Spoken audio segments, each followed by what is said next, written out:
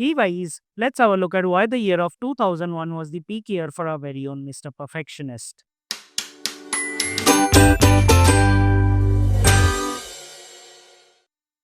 Muhammad Amir Hussain Khan, popularly known as Amir Khan, is a man who redefined cinema through some of the most path-breaking and pioneering projects that has truly given the world of cinema a new dimension and has taken Indian cinema on the progressive path of introspection and self-discovery, which has truly defined him as an undisputed genius and a master of perfection. The year of 2001, a time period that is just an infant in the course of a new century, a period that has seen the wake of a new cinema, that has witnessed the dawn of the millennial superstar, and which also sees the King Khan fighting to reclaim his throne that still hangs in the balance. That is the Tangam Khan, the perfectionist, was still powerful, although clumsy from the catastrophe of Mela, the period that saw the rise of a new face, temporarily dismantling the two Khans in his astonishing wake, only to be later humbled upon by a celebrated crash in the later half of the year. This is the story of 2001, the peak phase for our very own perfectionist. Khan was known for starring in a cinema of parallel potential that broke the norms of romantic storytellings of the era and brought a new and never before seen projections to the silver screen. And why should we be scared of the new century? For the 21st century presented itself with new challenges to be crossed, new stories to be told, and Amir initiated this with the backing up of the very promising looking script of Lagan.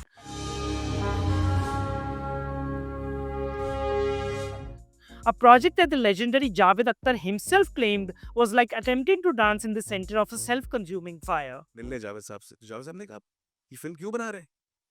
ये तो एक दिन नहीं चलेगी Akhtar was known for writing some of the most paramount projects of the angry Anman period, which he did along with that of his vision-sharing pal of Salim Khan, wherein they together wrote some of the most monumental movies of the preceding century that gave Indian cinema a new hope, a parallel power that stood and stared boldly in the face of Hollywood Hercules. आज मेरे पास बिल्डिंगें हैं, property है, bank balance है, बंगला है, गाड़ी है, क्या है तुम्हारे पास? मेरे पास माँ है।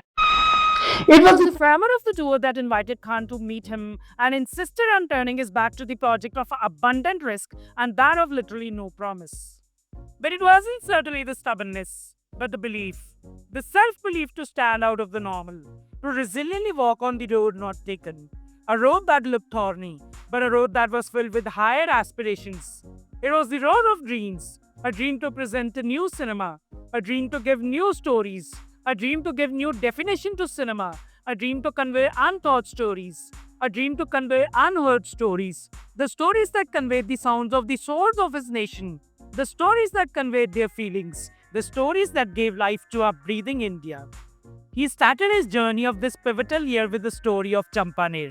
a town that sits in the very depth of India, a town that bears one of the huge burdens of the British economy, a town that soaks the sweat of India's youth, a town that ponders upon the wisdoms of its elders, a town that sits in the heat of the country, a town that is searching the skies for a sign that will fulfill their dreams, that will rush the blood of their vital veins, a sign that is the savior who will bear the burden of Lagan. It was this project that the industry didn't believe in, declared it doomed from the word go, cursed the day it was charted for its course. It was this project that ultimately went on to make histories of landmark proportions, when it became the first Indian film in over 4 decades to be nominated for an Academy Award in the prestigious category of the Best Foreign Language Film. Apart from this, the film also premiered at major film festivals, boosting the global reputation for Indian cinema. That setting apart all the royal carpets it graced and focusing on the more technical aspects of the project that includes the film being shot in CinemaScope, which was rare for Indian cinema at the time. The film also used sing sound instead of dubbing, bringing naturalism to the performances of the project. शरत मंजूर है।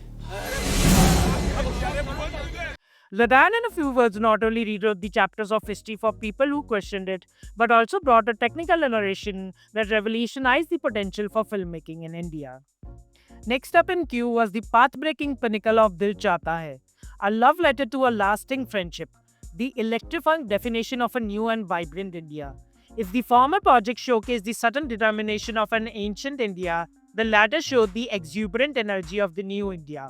A youth determined to follow its own path, a youth determined to carve its own legacy, a legacy of zeal, a legacy of passion, a legacy to grab hold of its aspirations, a legacy to love, a legacy to laugh, a legacy to pick and patch up the broken pieces, a legacy to let go, and a legacy to accept the new, to continue on with the circle of life. If one released on the focal point of extreme heat, a period that is synonymous with hardship and struggles, the oven released in the roaring period of rains and thunders, a period that can be related with emotions of excitement and energy. It was a story that showcased the bond of three friends, with Khan playing the role of Akash, a character that is drunk in its very spirit, a character that is unconcerned about the course of his career, a character for whom love is just like a pop music that lacks the required emotional depth and is just like the alluring aura of the autumn, a period that lacks the stunning sceneries of the spring sunshine. It was a character for whom life is just like a violin that wants to explore a new rhythm with each strike and wants to dive into a new tune through its chords. It was a film that marked the directorial debut of Farhan Akhtar, wherein he very dynamically declared himself as the promising heir to carry forward the legacy of Akhtar the Senior. Dil Chahta Hai, a film that truly marked the birth of modern Bollywood, was a project that introduced non-linear storytelling and fresh cinematography. The film also happened to be the first Bollywood film to extensively use digital color grading. The film also served as the flatbearer for the cultural shift in Bollywood, when it marked a shift from the stereotypical melodramatic storytelling to realistic urban narratives. The film also defined the culture of India's youth, influencing its films for decades. Now, talking about Khan's role in these two completely parallel projects is that he delivered a delicious acting masterclass for its audiences, wherein he flawlessly played Bhuvan in Lagan, a historical period role, wherein he showcased the intense dedication of his character towards the victory of the farmers against the colonial challenge. On the other hand, he outstandingly showcased his versatility by portraying Akash in Dil Chahta Hai, redefining and lending his own definition to the Bollywood's cool hero, which was both funny and relatable. While Lagan was garnered with 8 Filmfare Awards, a National Award, and an Oscar nomination, Dil Chahta Hai, on the other hand, was shadowed with the National Award for Best Film in Hindi language and enjoys a cult classic status. The period also witnessed the rise of Aamir Khan Productions, that was founded back in 1999 by Aamir Khan with the vision of producing high quality and content driven films.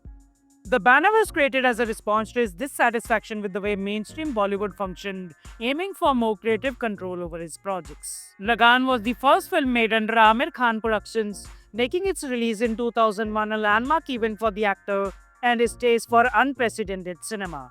The project saw Amir personally financing and taking charge of production after many studios refused to back the ambitious project. On the whole, 2001 was the year that furnished the cemented legacy of the Khan, who commenced his career with the cuteness crafted in the colorful composition of Papa Kehte Hain Bada Naam Karega, with him building upon and spreading his wide wings with the powerful playback of Koi Kahe Kehta Rahe. The year that landed like a record-breaking spear. Hey guys, if you like my video, you can click on the like and share button, and you can also subscribe to my channel so that you don't miss upon these types of videos. Let's come together and celebrate the magic of movies.